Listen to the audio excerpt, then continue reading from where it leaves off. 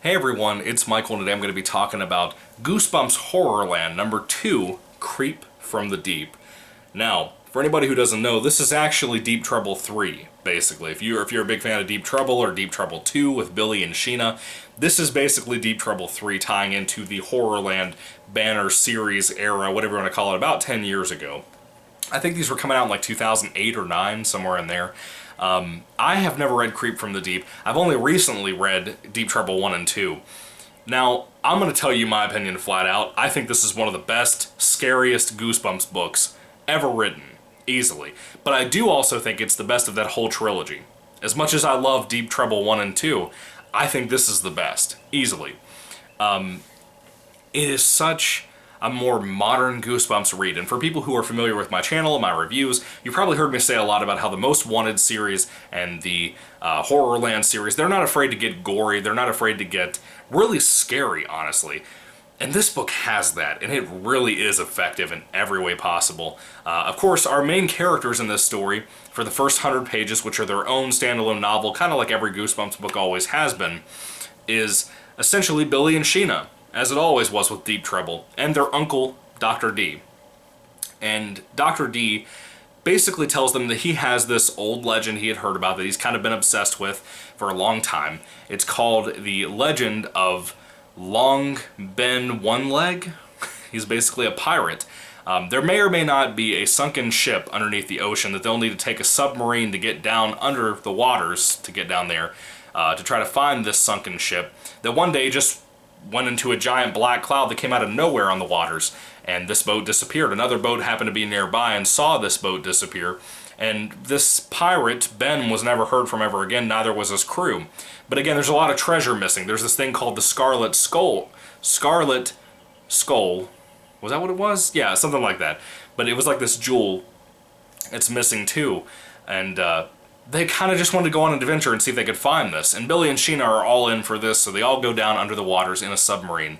And this is where the terror builds for people like myself. I have a terrible phobia of fish. I hate fish, I hate the ocean, I hate all this stuff. I'm terrified of it. I'm utterly petrified by this stuff because of the idea of being isolated and having these things come after you or even touching you. I don't like that.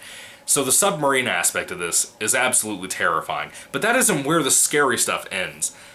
Now, when they're going down in the submarine, they accidentally go into a black cloud. Kind of like what happened to this ship that went missing years and years ago, back in the 1700s.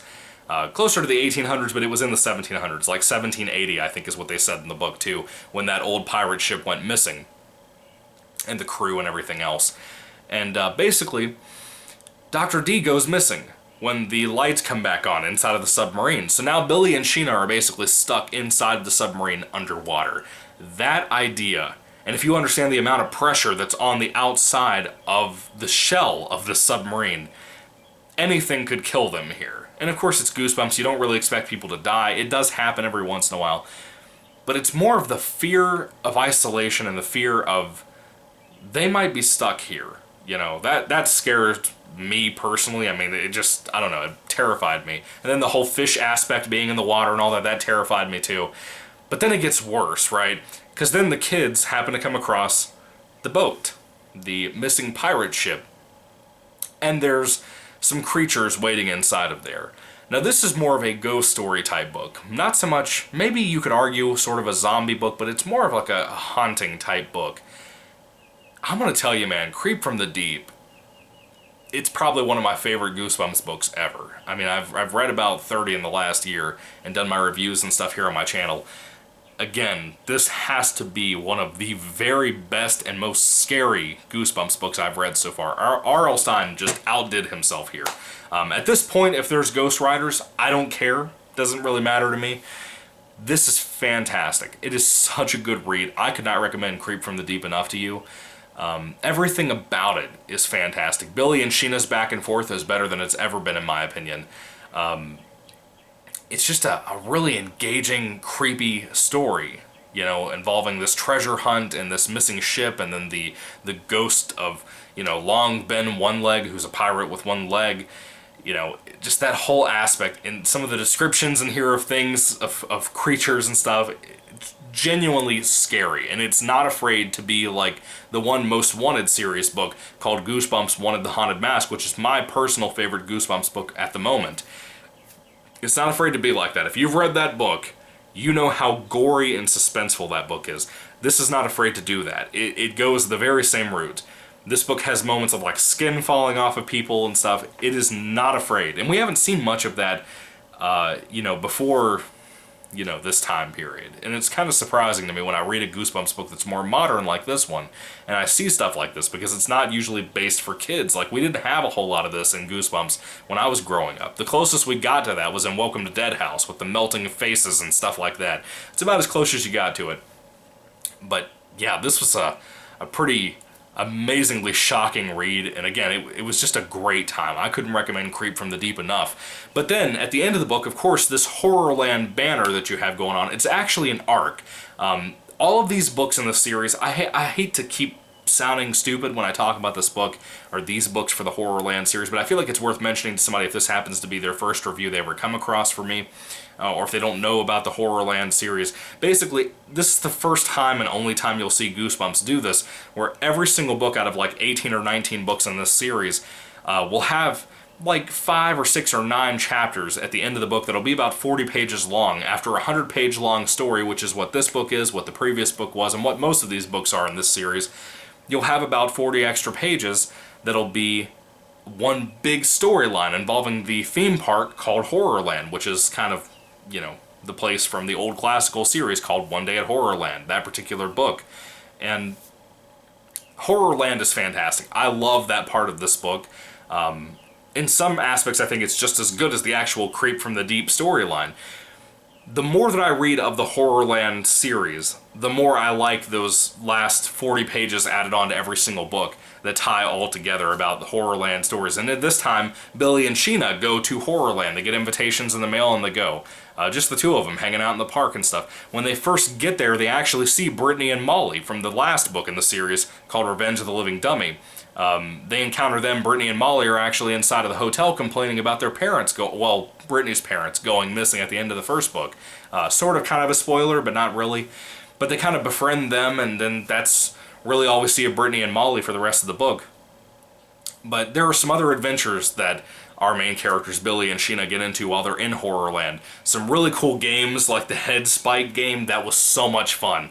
I would love to see a live-action version of Horrorland, whether it be in a movie or whether it be in real life, like a fairgrounds type thing.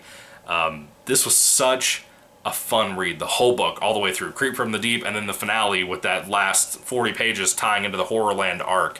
I recommend, I can't even talk, Goosebumps HorrorLand number 2, Creep from the Deep. I couldn't recommend this enough to you, even though this cover here has nothing to do with the story, very much like Deep Trouble 1 and 2. The first book had the hammerhead shark. It was like one scene, maybe 2 chapters in the entire book.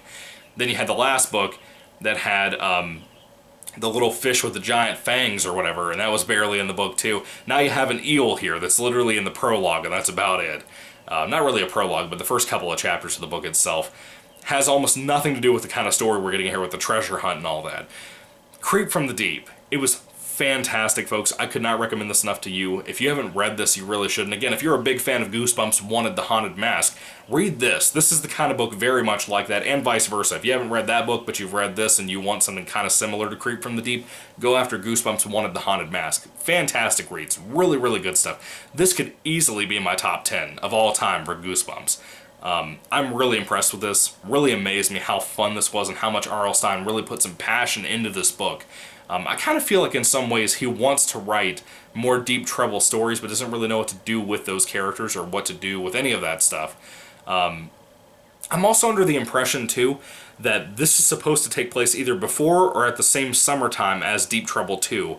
Mainly because it references at one point Billy had been bitten last year, is what it says, by a shark. And as far as I remember, that didn't happen in Deep Trouble 2, that was in Deep Trouble 1. So I'm assuming that this is either before Deep Trouble 2 happens, like right before it or right after it, somewhere in there. because we know for sure Deep Trouble 2, it says that it's a year after, the next vacation after the first book took place. So I thought it was weird. I thought it was something I'd throw out there just in case anybody else hadn't noticed that. I wanted to know if you guys, what you thought of that or anything. Maybe I missed a detail in Deep Trouble 2 where he was bitten by a shark again on the leg. I don't know. But anyway, guys, Creep from the Deep, what are your thoughts about it? Put your thoughts and comments down in the comment section down below. I'd love to hear what you have to say about this awesome read. If I had to rate this on a 5-star basis, you can bet your butt I'm going to give this a 5 out of 5 stars. This was such a good read. One of my favorite newer Goosebumps books I've read. Really impressive when I can find something really good like this to read. I burned through the book too. I read it in like a whole day, and that's really fast for me because I don't have a whole lot of time on my hands, but today was the weekend and I just flew through the thing because it was so good and so engaging. Anyway, what are your thoughts on Creep from the Deep, guys? Thank you for watching. May the Lord Jesus Christ bless you guys today, and goodbye.